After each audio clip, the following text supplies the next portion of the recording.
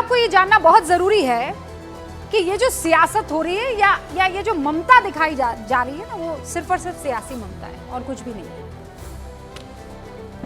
बांसुरी स्वराज आज वो सुप्रीम कोर्ट में मौजूद थी और सुप्रीम कोर्ट में वो बीजेपी की तरफ से या बीजेपी की नेता या सांसद के तौर पर नहीं थी। जो रिट पिटीशन दाखिल हुई थी एक जो उन्होंने की थी, उसी के बेसिस पर कलकत्ता हाई कोर्ट ने मामला सीबीआई को सौंपा है।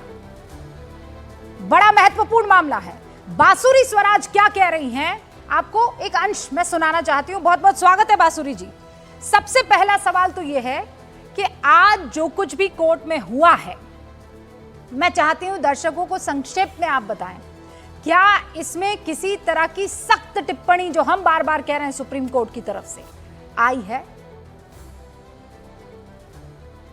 जी बिल्कुल, बहुत ही ज़्यादा सख्त और सुप्रीम कोर्ट ने रुख लिया है और मैं कहूँगी स्टेट ऑफ वेस्ट बंगाल को लताड़ा भी गया है आज, और वो डांट ज़रूरी भी थी।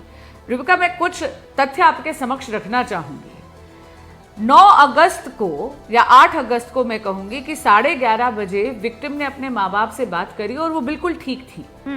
9 अगस्त को उनको सुबह एक फ़ोन कॉल जाती है कि उनकी बच्ची बीमार है। आधे घंटे के बाद सुपरिटेंडेंट जो हैं वो उनको कॉल करके बोलते पेरेंट्स को कि आपकी बच्ची ने आत्महत्या कर ली है। मैं पूछना चाहती हूँ कि वेस्ट बंगाल सरकार और ममता गवर्नमेंट किसको बचाने का प्रयास कर रही हैं? आप जानती हैं कि पहली जो यूडी एंट्री हुई थी वहां पर इस केस को, जो रेप और मर्डर का केस है, इसे सबसे पहले तो आत्महत्या का आवरण पहनाने का इन्होंने प्रयास करा था। उसके बाद आप ये देखिए कि 13 अगस्त को हमने एक पीआईएल फाइल करी थी ऑनरेबल कलकत्ता हाईकोर्ट के समक्ष, जहां पे दिखाया था कि वेस्ट बंगाल सरकार दोषियों को छुपाने का प्रयास कर रही है, पुलिस प्रशासन कुछ नहीं कर रहा है। इसीलिए कलकत्ता हाईकोर्ट का यह ऑर्डर आया कि आप सारी की सारी investigation central bureau of investigation को सौंप दें। जिस दिन ये ऑर्डर आता है उसी दिन रात को 7,000 लोगों का एक मॉब, एक भीड़ जाकर और उस हॉस्पिटल पे धावा बोल देती है। पूरी की पूरी वेस्ट बंगाल की पुलिस वहां पर मौजूद भी नहीं है, कहीं दिखती भी नहीं है। और यहां तक आपकी आत्मा आपको कचोटेगी ये जानकर कि आरजी कर हॉस्पिटल ने उसी दिन ये बहाना बनाया कि महिलाओं के लिए एक बाथरूम बनाना है और इसीलिए वो जगह जहां पर ये वाकया हुआ था, ये इंसिडेंट हुआ था, उस क्राइम सीन को टेम्पर करने के लिए दीवारें तोड़ दी वहां की। आज सुप्रीम कोर्ट ने बहुत ज्यादा गंभीर व्यू लिया और पूछा प्रशासन से कि आप स्टेटस रिपोर्ट दीजिए कि वेस्ट बंगाल पुलिस हरकत में क्यों नहीं आई। इस बच्ची के साथ जो इतना संगीन जुर्म हुआ है, दुष्कर्म हुआ है, उसकी एफआईआर इन्होंने क्यों नहीं दाखिल करी। 3 घंटे तक माँ बाप को बॉडी का एक्सेस नहीं दिया, बच्ची को देखने नहीं दिया। क्यों? ये कहा कि आप लिखित में अर्जी दीजिए। और आपके माध्यम से मैं एक सवाल और पूछना चाहती हूँ। माननीय मुख्यमंत्री ममता बनर्जी एक महिला मुख्यमंत्री हैं। वे वेस्ट बंगाल की केवल मुख्यमंत्री नहीं है, वो वेस्ट बंगाल की होम मिनिस्टर भी हैं और वेस्ट बंगाल की हेल्थ मिनिस्टर भी हैं। मैं पूछना चाहती हूँ कि जब वो प्रोटेस्ट मार्च निकाल देती तो वो न्याय किससे मांग रही हैं? अरे न्याय देने का तो दायित्व उनका है, उनकी सरकार का है। नहीं, वो तो मार्च पर निकल रही है बांसुरी जी, लेकिन मैंने अभी एक ट्वीट पढ़ के दर्शकों को सुनाया महुआ मोइत्रा का। वो ये कह रही है फ्रैक्चर नहीं हुआ ऑटोप्सी रिपोर्ट में, ये जितने भी ग्राम्स या मिलीग्राम्स या एमएल के जो जिक्र हो रहा है वो तो उनके दूसरे फ्लूइड का जिक्र हो रहा है। इसका मतलब गैंगरेप नहीं हुआ है, फेक खबरें फैलाने का प्रयास हो रहा है। महुआ मोइत्रा ये कह रही है ऑटोप्सी रिपोर्ट को लेकर। ये ऑटोप्सी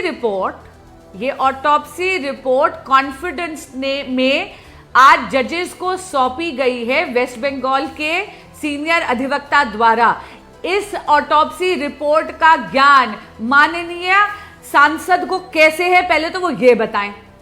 और क्या ये सारी की सारी बातें जब मैटर सब जुडिस है, क्या उनको ऐसे ट्वीट करने चाहिए? वो स्वयं एक मेंबर पार्लियामेंट हैं, बहुत ही जिम्मेदाराना तरीके से उनको पेश आना चाहिए। और वो सरासर झूठ बोली। ऑटोप्सी रिपोर्ट के सारे तथ्य या तो सीबीआई जानती है या फिर आज जो पुलिस इन्वेस्टिगेशन के में हुआ है और वो जजेस को एक सील्ड कवर में पकड़ाई गई थी, ये सारी की सारी जानकारी माननीय सांसद जी के पास है कैसे? और मैं आपको बता रही हूं, ये एक इंस्टीट्यूशनल लेवल पर कवर अप का प्रयास करा जा रहा है। यही एक बड़ा सवाल है। रेप और मर्डर के केस को सबसे पहले पुलिस कहती आत्महत्या है। ये तो प्रोटेस्ट हो गए, लोगों ने अपनी आवाज उठाई। और मैं आपको बताऊं, वेस्ट बंगाल पुलिस एक तरफ इतनी ज्यादा निष्क्रियता दिखा रही है इन्वेस्टिगेशन में, दूसरी तरफ वो डॉक्टर्स, वो पत्रकार जो दुष्कर्म के खिलाफ अपनी आवाज उठा रहे हैं, उनको सेक्शन 168 ऑफ द बीएसएस के नोटिस दे देकर उनकी आवाज का दमन करने का प्रयास कर रही है। नहीं, पर बांसुरी जी, एक बड़ा सवाल यह है कि जो जैसा आप कह रही हैं और जैसी रिपोर्ट्स आ रही हैं, क्या वाकई ममता बनर्जी या पश्चिम बंगाल की सरकार जो है वो किसी को बचाने की कोशिश कर रही है, चाहे वो प्रिंसिपल हो या पूरा अस्पताल का दूसरा मैनेजमेंट? कुछ है जिसे छिपा रही है? मैं तो पूछना चाहती हूं कि बंगाल सरकार कवर अप कर क्यों रही है, किसे बचाने का प्रयास कर रही है? मैं आपको वही कह रही हूं, अगर आप ये देखिए 7,000 लोग अगर वैंडलाइज करने पहुंचते हैं तो ये अचानक तो नहीं होता। लाठियों और हॉकियों के साथ वो वहां पहुंचे, पूरी की पूरी वेस्ट बंगाल पुलिस वहां पर मौजूद ही नहीं थी। अगर हॉस्पिटल का वो जो प्रिंसिपल है उनको हटाकर किसी दूसरी जगह तुरंत प्रिंसिपल की नौकरी दे दी जाती है, वॉशरूम बनाने के बहाने पे क्राइम सीन को टेम्पर कर दीवारें तोड़ दी जाती है, बच्ची की हत्या और रेप के केस को सुसाइड का आवरण पहनाया जाता है, और माननीय मुख्यमंत्री जो स्टेट की हेल्थ मिनिस्टर भी है, होम मिनिस्टर भी है, वो खुद ही प्रोटेस्ट मार्च निकाल लेती है न्याय मांगने के लिए। लेकिन न्याय तो पूरा देश मांग रहा है, और न्याय जब तक नहीं मिल जाता है बांसुरी स्वराज जी, तब तक कोई महिला नहीं चुप बैठने वाली है, ये तो लिख कर ले लीजिए। बहुत बहुत शुक्रिया बांसुरी जी हमारे साथ जुड़ने के लिए। तो जैसा मैं आपको बता रही थी, बांसुरी स्वराज अधिवक्ता के तौर पर जो रिट पिटीशन दाखिल की गई थी शख्स की तरफ से, वो बकायदा उसी का संज्ञान लेते हुए कोर्ट ने, कलकत्ता हाई कोर्ट ने सीबीआई को ये पूरा का पूरा केस ट्रांसफर किया है। और इस वक्त आपको बता दूं कि हमारे साथ